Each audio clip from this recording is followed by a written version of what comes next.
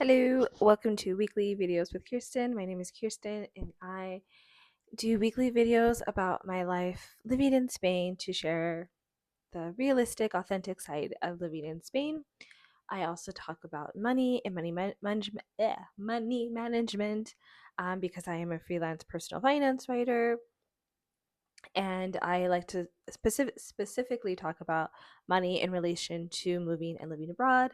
And I also like to talk about my career as a freelance writer and coach, and I like to talk about freelancing as it pertains to freelancing abroad and what I do as a writer, what I do as a virtual assistant, what I do as a coach, etc., etc., and also just share random insights about my interests and likes and things like that.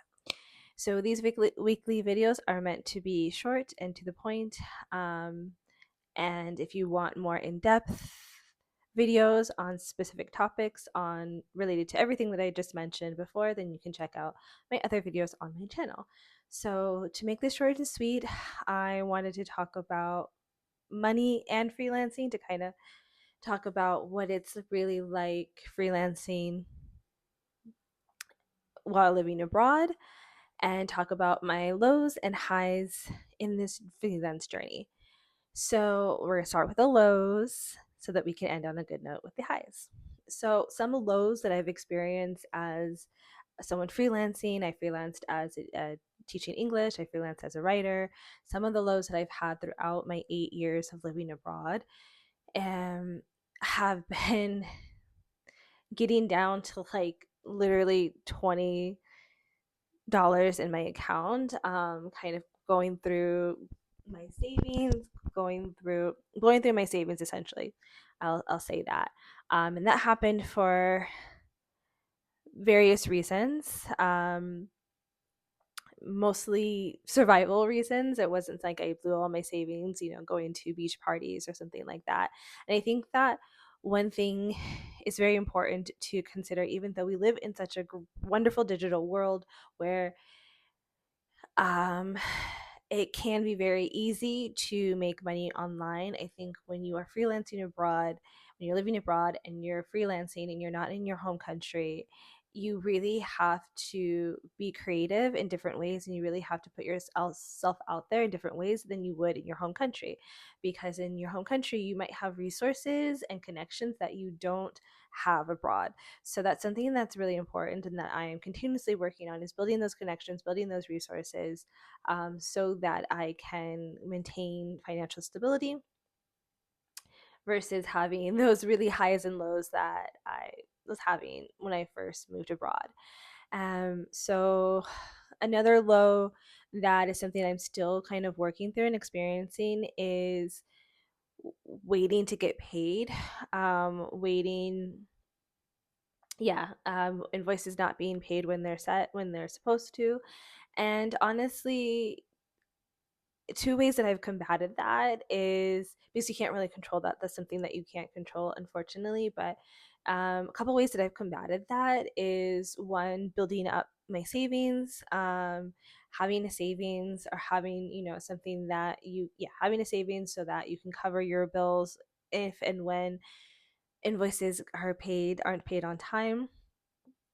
Being consistent when it comes to tracking and following up with my invoices, because that's the thing. If no one really follows up, like no one's going to follow up for your invoices for you. Like you have to be that person that is persistent and emailing the people and calling the people if necessary and making sure that your invoice gets paid, because it's not on your client's responsibility. I mean, it is your client's responsibility to pay you, but they're not going to be the one keeping track. Like you have to send the invoice, you have to make sure that it gets paid on time.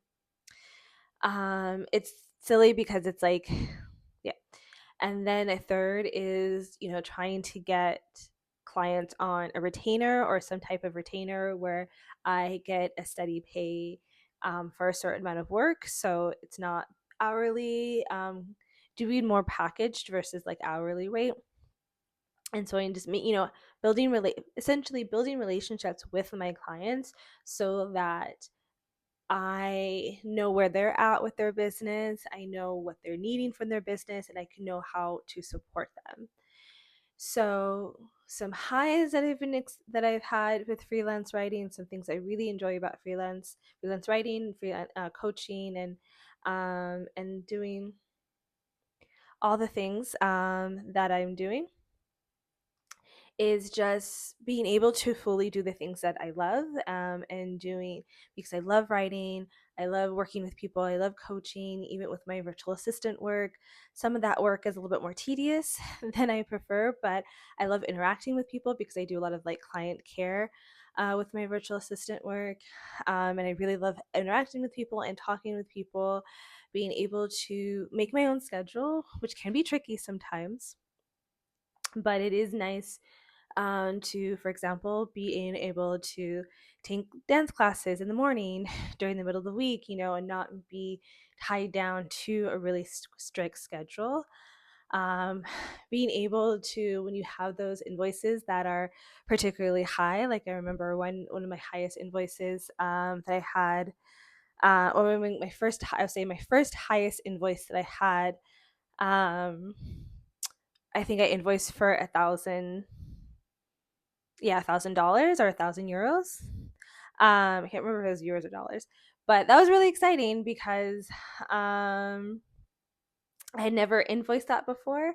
And obviously, when was working full time in the States, like obviously, €1,000, $1,000, it's like, pennies, to a full time worker. But to be able to invoice that number because I, started my business, and because I, started this and I pursued this, it was really exciting. And even now, just when I get an invoice, when I get it paid, especially when when I get paid on time, it's just a really nice feeling of like, oh, I am doing what I love. I'm helping people. I think that's also another high of when I'm coaching someone or just writing a really informative article that's maybe is inspiring or educational. I'm like, I am helping people and I am making a difference. And that is something that I really value.